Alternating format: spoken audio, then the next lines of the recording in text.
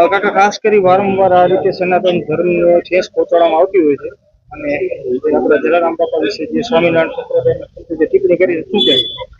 આ સ્વામિનારાયણ સંપ્રદાયના સંતો જાણી જોઈને જે આપણે નવો હું સનાતન ધર્મમાં પોતાનો ધર્મ શ્રેષ્ઠ છે એ બતાવવાનો પ્રયાસ અવારનવાર કરી રહ્યા છે. આ વખતે એમને જલારામ બાપા ને અન્નક્ષેત્રની વાત પણ એ સ્વામિનારાયણ જે જલારામ બાપા સ્વામિનારાયણ ધર્મની સ્થાપના થઈ, ઘનશ્યામ મહારાજનો જન્મદિવસ છે એના પહેલાના અન્નક્ષેત્ર ચાલે તો પણ જ્ઞાન એમનું નામ છે જ્ઞાન વત્સલ સ્વામી, પણ એમને જ્ઞાન નથી એવું સ્પષ્ટ દેખાય. રઘુવંશી સમાજ હંમેશા વેપાર કરતો સમાજ છે, સેવાભાવી સમાજ છે, પણ જ્યારે જ્યારે સમાજને જરૂર પડી છે ત્યારે એ બહાર આવતા અચકાતો નથી. અમારા સમાજનો નાનામાં નાનો વ્યક્તિ એ આખો સમાજની શક્તિ ધરાવે, હિંમતવાન સમાજ છે. ભગવાન રામ અમારા કુળમાં અવતાર ધર્યો હતો, મર્યાદા પુરુષોત્તમ છીએ અમે, પણ અમે જો આવી વાતો કરવામાં આવશે તો એ સ્વામીના બધા ભગવા અમે ઉતરાવી લેશું. આ ચાલશે નહીં.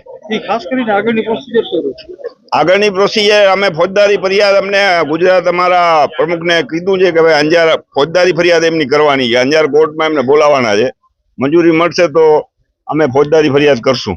બાકીનું જે અમારા રાજ્ય લેવલે એક માંગણી અમારા ગાદીપતિ વીરપુરના એમ કીધું કે ભાઈ અહીંયા આવીને જલારામ બાપા કને માફી માંગી જાય તો વિષય પૂરો કરીએ, પણ સ્વામીને એવું કાંઈ હજી મગજમાં બેસતું નથી.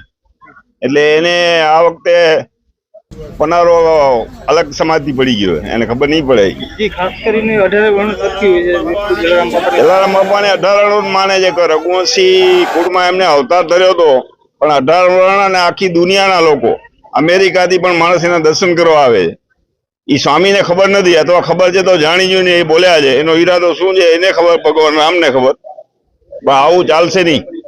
અમારા સમાજના બધા યુવાનો અંજાર શહેરમાં આક્રોશ છે. આજે તમે બધાએ જોયું કે મોટી સંખ્યામાં લોકો માત્ર આવેદન પત્ર કલાકમાં જ પ્રમુખશ્રીએ કીધું 2 વાગે નક્કી કર્યું તો આટલા લોકો આવી ગયા છે.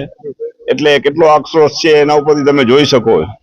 આજે અમે અંજાર સમાજમાં નક્કી કર્યું હતું કે જે પ્રકારે આ વડતાલ સ્વામિનારાયણ મંદિરના જે જ્ઞાન પ્રકાશ સ્વામી છે, જેમણે અમારા જલારામ બાપા વિરુદ્ધ જે પ્રકારે નિવેદન કર્યા છે, જે તથ્ય વિહોણા છે, અને આવું કોઈ વર્તન અમે સાખી નહીં લઈએ.